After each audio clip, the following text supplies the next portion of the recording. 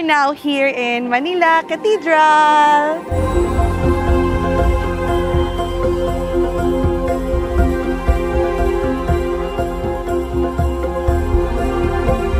Galing na tayo sa makasisayang San Agustin Church at ngayon naman, itutuloy natin ang Intramuros Tour dito sa isa pang iconic at napakahalagang simbahan sa Pilipinas, ang Manila Cathedral. Pagkatapos maglakad ng ilang minuto mula sa San Agustin, makikita mo na agad ang napakagandang simbahan na to. Pagpasok mo pa lang sa loob, ramdam mo na agad ang solemn na atmosphere. Ang mga stained glass windows dito ay naglalarawan ng buhay ni Maria, ang ating mahal na Birhen. At tignan nyo naman ang altar, napakaganda, gawa sa marmol at detalyado hanggang kisame. Ikinakasal ngayon sa Manila Cathedral. Look, ang ganda ng setup nila.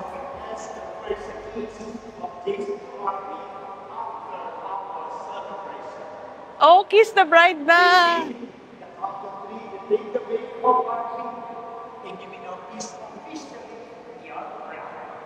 Woo!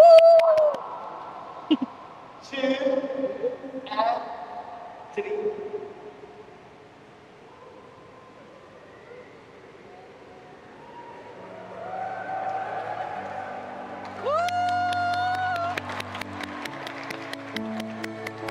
Once again, we would like to congratulate our newly wedded couple. You may have received Sana all.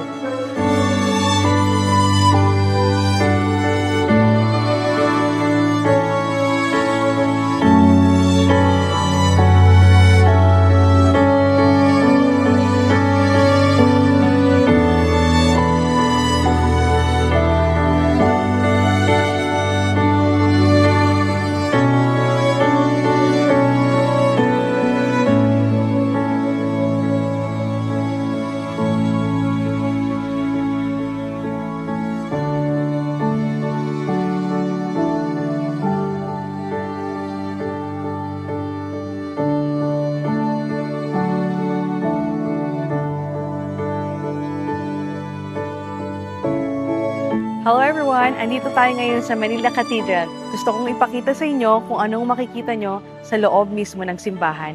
Unang pagpasok ko pa lang dito, sobrang ganda niya. Yung pagiging solemn niya, parang pagpasok mo agad makikita mo yung pagiging peaceful ng simbahan na to.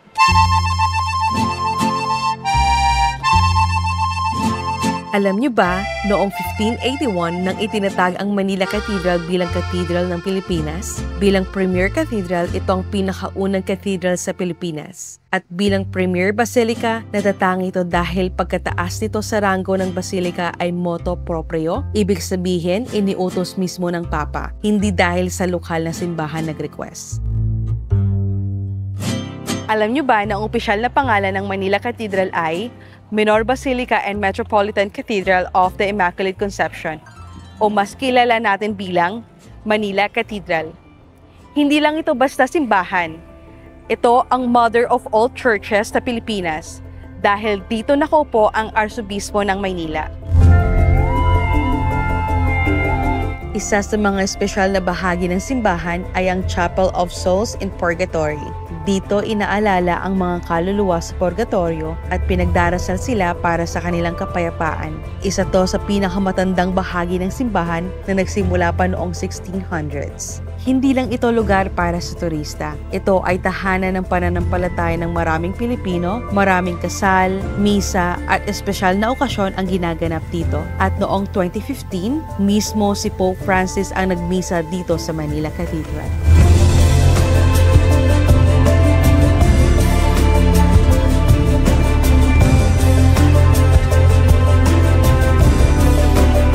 Unang itinayo ang Manila Cathedral noong 1581, nagawa pa sa kawayan at nipa.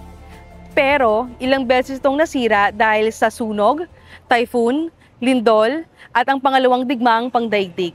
Kaya kung ano man ang nakikita natin ngayon, ito na ang pang-8 bersyon ng simbahan na natapos noong 1958.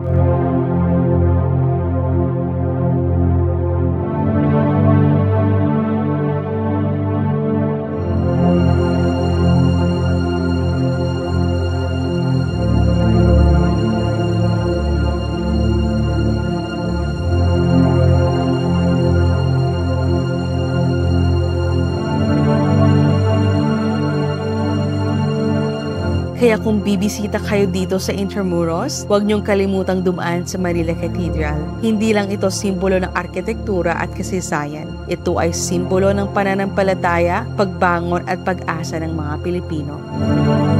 Grabe, kung iisipin mo, ilang siglo na ang saksi ang Manila Cathedral sa kasaysayan ng Pilipinas. Noong panahon ng Kastila, Amerikano, Hapon, at hanggang sa modernong panahon ngayon. Nandito pa rin siya, matatag at buhay na buhay.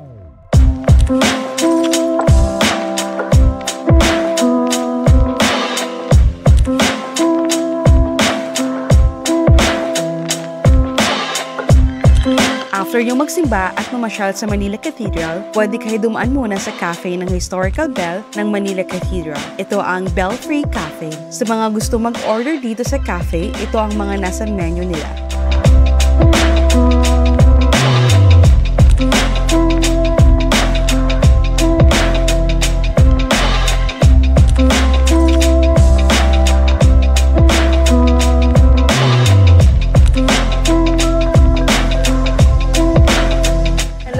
Kami ngayon sa Pipitos, Chibugan, Salimpuhan.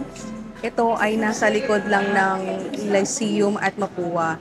Now, first time, as far as I remember, first time ko dito. And then, ang sikat sa kanila ay liampo. Look at their liampo.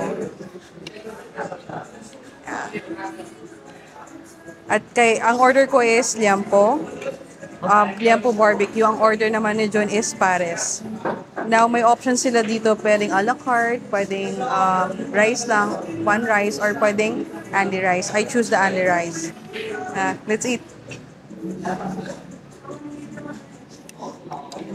Stop. Stop. Kain tayo.